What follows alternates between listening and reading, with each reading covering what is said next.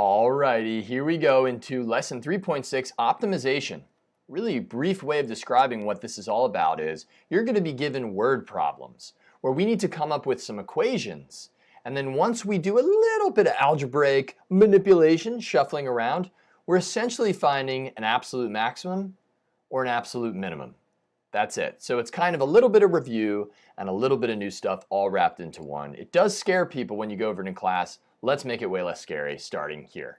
You have 40 feet of fence to enclose a rectangular garden with one side being the wall of the home. So what I do immediately is, if I can draw a picture, I do that, right? So I've got a rectangle right here, and my rectangles are not the best.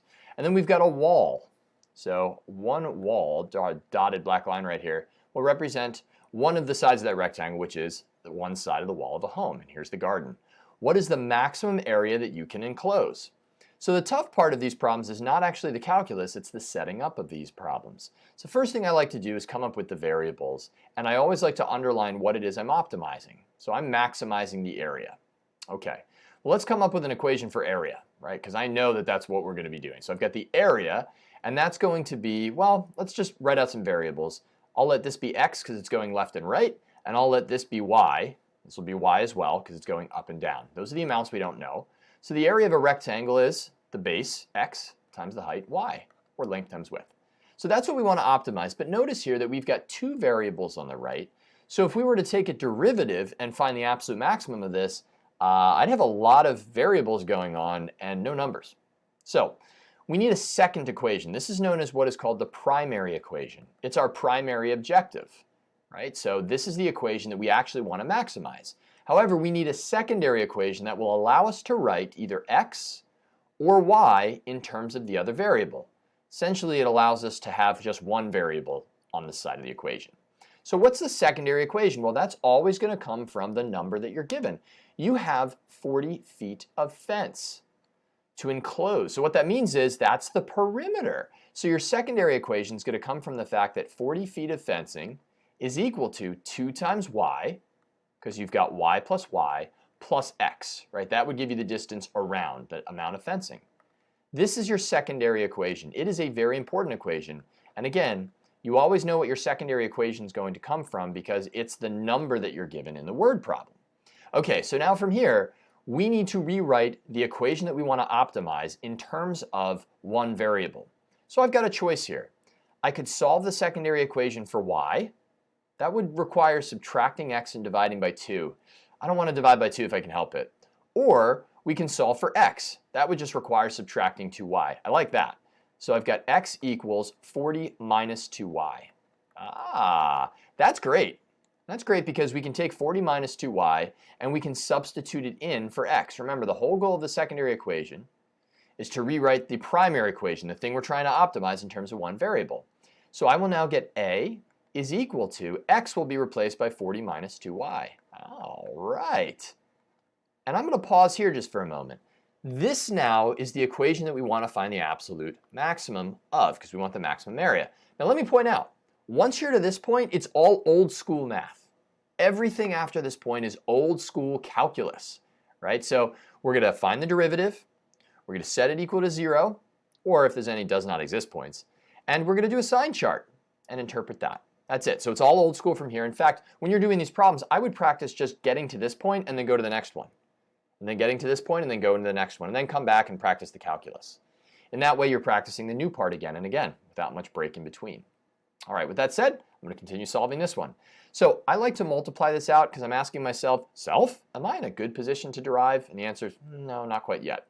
So this will be 40 times y, distributing the y, minus 2y squared. And that's equal to a. Now, we're going to derive this. This is with respect to y that we're deriving. So it's not implicit.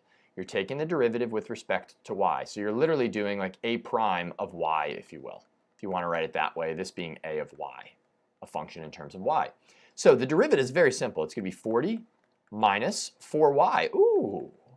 And again, you're going after the maximum. So that's going to happen when this is equal to 0. Right? Or it could happen there. So we look for a critical number.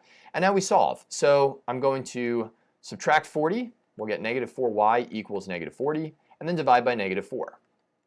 So y equals 10. Now, some teachers are okay with you just saying, okay, y equals 10, plug it back in and get whatever your x value is, and now you've got the ability to find the maximum area. Not me though. I want to go a little bit further just to make sure you're covered if your teacher is a little more formal like I was and like I am. So looking at this in terms of a sign chart, you've got a prime and we've got our critical number at 10. You pick a y value less than 10, 1. So if I plug that in, that's going to be 40 minus 4 times 1 is positive. And then a number greater than 10, well, that's going to be 37. I don't know. 40 minus 4 times 37 is negative. So what this ensures us is, and I'm going to write out the justification just once, only on this problem, but this is the exact way I want you to write it, and I was going to type it out, but I guess I'll write it. I guess I'll write it out by hand. I'll say since a prime is greater than 0 everywhere x is less than 10. You probably don't even need to have the everywhere, but everywhere x is less than 10, and a prime is less than 0 for x is greater than 10. That's a little more efficient. The absolute maximum area, I'll abbreviate here just so you don't have to watch me write for too long, absolute maximum area will occur when y equals 10. It's very important that you realize that your justification isn't just saying since a prime changes from positive to negative at 10. That ensures a relative maximum, just saying that the sign only changes there. What I'm saying is a prime is greater than 0 everywhere before 10. So a is increasing everywhere before 10 and then decreasing everywhere thereafter. That's enough to say we not only have a local maximum, but the absolute maximum. All right, so now we want the area. So that's the justification right here. Some teachers don't need that. I will provide you with at least the sign chart every time. So a of 10 is going to find us the area. That's what we wanted. We're going to take our value, plug it in here, and so that's going to be equal to 40 minus 2 times 10, plugging it in here, times 10. And when we do that out, 40 minus, that's 20, is 20 times 10 is 200, and that'll be 200, let's see, square feet. That's it. All right, so that first problem always takes the longest. I'm going to go over the steps next, just to kind of go over the general idea of what to do. But again, think of it as new school. You need what it is you're optimizing, a second equation with the number that is given to you that allows you to then write the first equation in terms of one variable.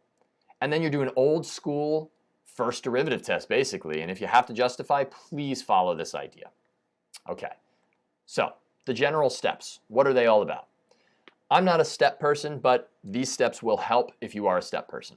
So to find the maximum or minimum value of a function, right, to optimize a problem, write a primary equation in terms of one variable. Sometimes you'll need that secondary equation, very often you will, that allows you to write one variable in terms of the other. We did that in the last problem. Sometimes, if you can draw a picture, that'll help. I would say most times that helps.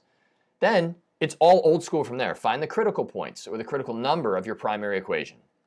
Set up a sign chart and justify that your answer is the sought after max or min. That's what I showed you in the last problem. Some teachers, again, do not make you go to that step. I will show you at least a sign chart every time and verbally say the justification. So what I mentioned down here is steps 2 and 3 are basically old school procedures. You've done them before. You're essentially just mixing in a word problem with finding an absolute maximum and minimum using a sign chart.